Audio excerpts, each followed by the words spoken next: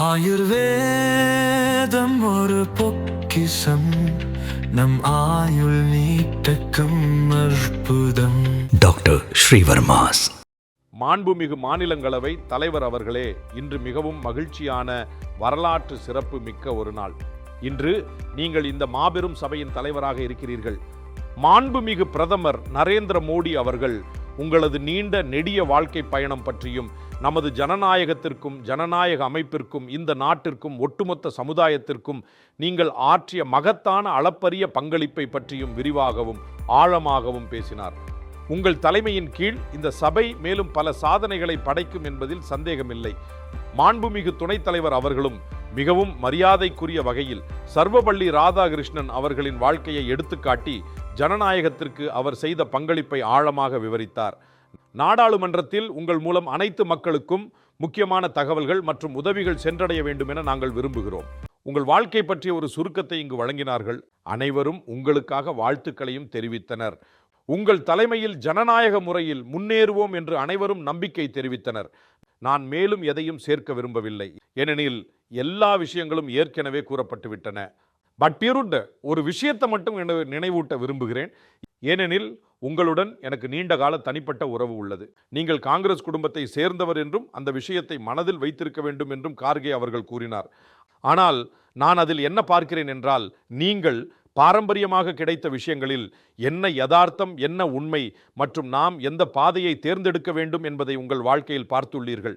இதை நீங்கள் விவாதித்தும் பார்த்துள்ளீர்கள். இதை சொல்வது மிகவும் அவசியம், ஏனெனில் நீங்கள் காங்கிரஸ் குடும்பத்தை சேர்ந்தவர். ஆனால் நீங்கள் ராஷ்டிரிய சுயம் சேவக் சங்கத்தில் சேர்ந்தீர்கள். இது ஒரு குறிப்பிடத்தக்க மற்றும் ஆழமான மாற்றம். நீங்கள் சேர்ந்தபோது உங்கள் குடும்பத்தில் உள்ள பெரியவர்கள் உங்களிடம் வாதம் செய்தார்கள், பல விவாதங்களை மேற்கொண்டார்கள். அவர்கள் நல்லவர்கள் இல்லை, தயவு செய்து அங்கே போகாதே என்று மிகவும் உறுதியாக கூறினார்கள்.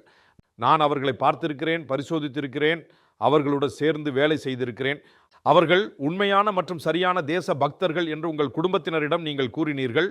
நீங்கள் அழுத்தத்திற்கு உட்படவில்லை, ஆனால் உங்களது விழிப்புணர்வும் சுய சிந்தனையும் கொண்டு உங்கள் வாழ்க்கையின் பாதையை தேர்ந்தெடுத்தீர்கள். இது உங்கள் தன்மையை பற்றி கூறுகிறது. மேலும் நீங்கள் எவ்வாறு சமாதானம் கண்டீர்கள் என்பதையும் வெளிப்படுத்துகிறது. எது சரியானது என்பதை முழுமையாக புரிந்து கொண்டு எந்தவிதமான அழுத்தத்திற்கும் உட்படாமல் வாழ்க்கையின் மிக முக்கியமான முடிவுகளை தானே எடுத்துக்கொள்வது எவ்வளவு அவசியம் என்பதை உங்கள் வாழ்க்கையின் மூலம் நாங்கள் பார்த்திருக்கிறோம். உங்களுக்கு உங்கள் குடும்பத்திலிருந்து மிகச்சிறந்த உன்னதமான பண்புகள் கிடைத்துள்ளன. நீங்கள் ஒரு பாரம்பரிய விவசாய குடும்பத்தை சேர்ந்தவர். உங்கள் முழு வாழ்க்கையும் சமூக பணிகளிலும் மக்கள் சேவைக்காகவும் செலவிடப்பட்டது. நீங்கள் அரசியலில் முக்கிய அங்கமாக இருந்தீர்கள். 2 முறை நீங்கள் மக்களவை உறுப்பினராக இருந்தீர்கள். ஜவுளித்துறையின் நாடாளுமன்ற நிலைக்குழு உறுப்பினராக இருந்தீர்கள். ஆலோசனை குழுவிலும் கோயர் போர்டின் தலைமை பொறுப்பும் உங்களுக்கு கிடைத்தது. அப்போது நஷ்டத்தில் இருந்த கோயர் போர்டை நீங்கள் அதிகமான ஏற்றுமதிக்கு கொண்டு சென்றீர்கள். 232 கோடி ரூபாய் அளவுக்கு ஏற்றுமதி அதிகரித்தது. வாய்ப்பு கிடைத்த போது கொடுக்கப்பட்ட வேலையை நீங்கள் முழுமையாக செய்தீர்கள். நீங்கள் தமிழ்நாட்டில் கட்சிக்கு தலைவராக பொறுப்பு வகித்தீர்கள். அப்பொழுது கட்சி சவாலான காலகட்டத்தில் இருந்தது.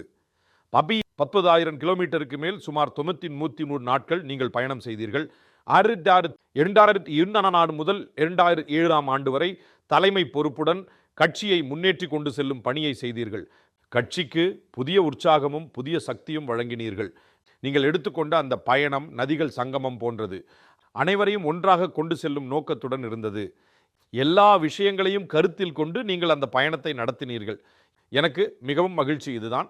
2020 முதல் 2022 வரை கேரள பாஜகவின் பொறுப்பாளராக இருந்தீர்கள். அங்கு கட்சியை மிகவும் வலுப்படுத்தினீர்கள்.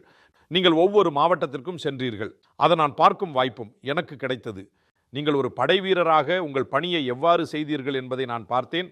நீங்கள் ஜார்க்கண்ட் மாநில ஆளுநராக பொறுப்பேற்ற போது சில நாட்களில் 28 மாவட்டங்களை சுற்றி பார்த்தீர்கள்.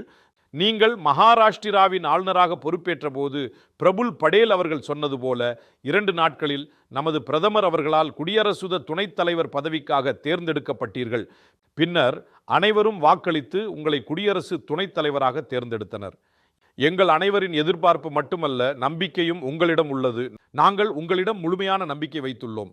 இந்த உலகின் மிகப்பெரிய ஜனநாயகத்தின் கோவிலான மாநிலங்களவைக்கு நீங்கள் தலைமை வகிப்பீர்கள். அதை சிறப்பாக வழிநடத்துவீர்கள் என்று நான் முழு நம்பிக்கையுடன் கூறுகிறேன்.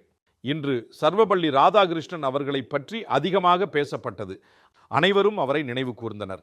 எனவே அவருடைய சொற்களை மேற்கோள் காட்டி சில விஷயங்களை சொல்ல விரும்புகிறேன். அந்த விஷயம் என்னவென்றால், இந்த சபையில் நாம் பொறுப்பான நாடாளுமன்ற உறுப்பினர்களாக இருக்க வேண்டும். இதை நான் சொல்லவில்லை, சர்வபள்ளி ராதாகிருஷ்ணன் சொன்னார். மீண்டும் ஒரு முறை கூறுகிறேன், நாம் பொறுப்பான நாடாளுமன்ற உறுப்பினர்களாக இருக்க வேண்டும், பொறுப்பற்ற கலவரக்காரர்களாக அல்ல. இதை நாம் புரிந்து கொள்ள வேண்டும். நன்றி.